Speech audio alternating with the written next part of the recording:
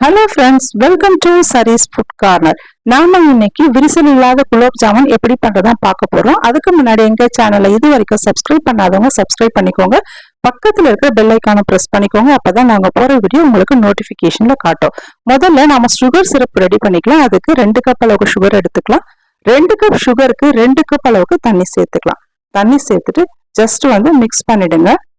இந்த மாதிரி மிக்ஸ் பண்ணிட்டு ஒரு பக்கம் சுகர் சிரப் ரெடி பண்ணிட்டு இன்னொரு பக்கம் மாவும் ரெடி பண்ணிக்கலாம். நான் இன்ஸ்டன்ட் குலோப் ஜாமுன் மிக்ஸ் தான் வாங்கியிருக்கேன். இது எந்த பிராண்ட் வேணாலும் இருக்கலாம். நான் 180 கிராம்ஸ் எடுத்திருக்கேன். எடுத்துட்டு இதை மாவு கொஞ்சம் அங்கங்க கட்டி கட்டியா இருக்கும். அதை முதல்ல நல்லா மிக்ஸ் பண்ணிக்கோங்க. கட்டிகள் எதுவும் இல்லாம முதல்ல இந்த மாதிரி மிக்ஸ் பண்ணிக்கோங்க. இப்போ கொஞ்சம் கொஞ்சமா தண்ணி சேர்த்து இந்த மாதிரி விரல்களால நல்லா மிக்ஸ் பண்ணிக்கோங்க.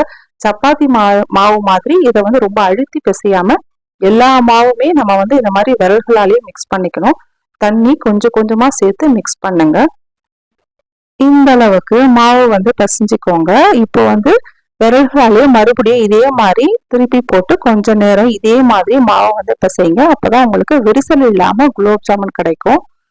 இதே மாதிரி பண்ணிக்கோங்க. இப்போ நல்லா ரெடி ஆயிடுச்சு. இந்த அளவுக்கு சாஃப்டா இருக்கணும் மாவு. இப்போ மூடி போட்டு ஒரு 10 நிமிஷம் அப்படியே இருக்கட்டும். 10 நிமிஷம் கழிச்சு கையில கொஞ்சமா நெய் அப்ளை பண்ணிட்டு சின்ன சின்ன பாலா எடுத்து நீங்க இதை விரிசல் இல்லாம பண்ணணும். இது விரிசல் இல்லாம வர்றதுக்கு குலோப் ஜாமுன் உங்க மாவு பிசையறதும் இந்த மாதிரி உங்களுக்கு பால் பண்றது தான் இருக்கு. மாவும் அதே மாதிரி நல்லா பிசையணும். அதே மாதிரி பால் பண்றதுலும் இந்த மாதிரி உள்ளங்கையில வச்சு நல்லா முதல்ல அழுத்தி கொடுத்து பிசைஞ்சிட்டு அப்புறம் லேசா அதை இந்த மாதிரி லேசா நீங்க பால் உருட்டினீங்க அப்படின்னா உங்களுக்கு விரிசல் இல்லாம அழகா உங்களுக்கு ஷைனிங்கான ஒரு பால் கிடைக்கும். அப்பதான் உங்களுக்கு எண்ணெயில போட்டு பொரிச்சு எடுக்கும் போது உங்களுக்கு குலோப் ஜாமுன் வெடிப்பு இல்லாம அழகா ஷைனிங்கா உங்களுக்கு வரும். பாருங்க, இந்த மாதிரி இருக்கணும்.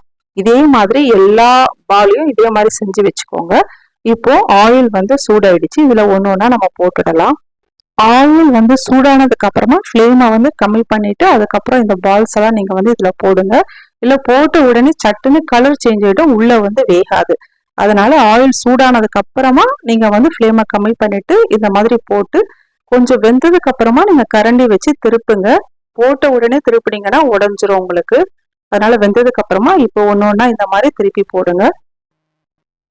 திருப்பிட்டே இருந்தீங்கன்னா உங்களுக்கு எல்லா பால்ஸும் ஒரே மாதிரி ஈவனான கலர் உங்களுக்கு கிடைக்கும். இப்போ சுகர் சிரப் நல்லா ரெடி ஆயிடுச்சு. சுகர் சிரப் எந்த பாகுபதம் இல்லை.